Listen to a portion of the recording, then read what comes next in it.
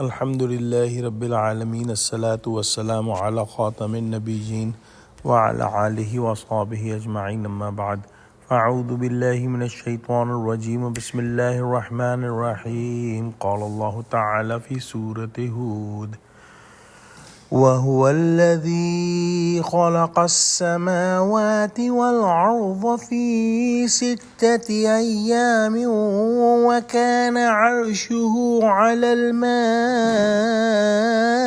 ليبلوكم أيكم أحسن عملا ولئن قلت إنكم مبعوثون من بعد الموت ليقولن الذين كفروا إن هذا إلا سحر مبين. Translation: And he is the one who created the heavens and earth in 6 days periods, and his throne was on the water, that he would test you to prove which of you is better in work and conduct. And if you say to them that you all will surely be raised up again after death, those who disbelieve will certainly say, this is nothing but clearly sorcery, magic power. In the previous ayahs, we studied about the knowledge of Allah subhanahu wa ta'ala, and in today's ayah, the qudrat or the capabilities of Allah subhanahu wa ta'ala are mentioned.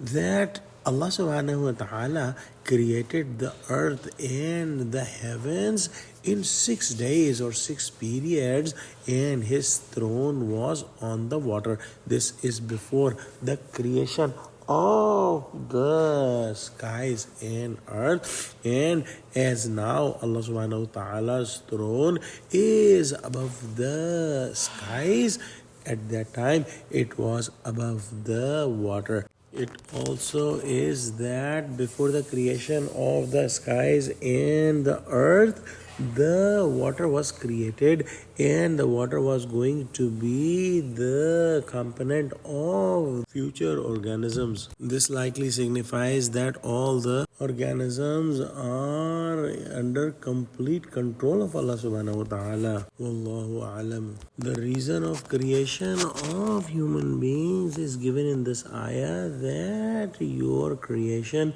was to check and give you the exam, that after pondering on this universe, how close you can get to the creator of this universe. Because after pondering, the human heart testifies that the creator of this universe is none other than Allah subhanahu wa ta'ala, who is free from any defect, who is the most high, whose knowledge is absolute, and whose powers are absolute, etc. And all the true and sincere hearts will testify this, but those who have crooked hearts or who are involved in only the pleasures of this life will not testify this very fact which is in the human heart.